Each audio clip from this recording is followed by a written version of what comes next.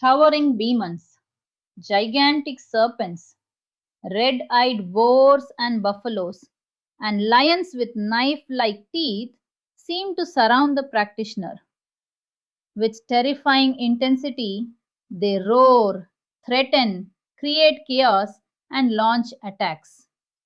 To neither fear nor become disturbed by such bhayavaha experiences is not an ordinary task. If, due to lack of courage, the practitioner becomes frightened by this opposing reaction, their life may be put in danger. In such situations, some people become mentally unstable, ill, mute, deaf, or blind.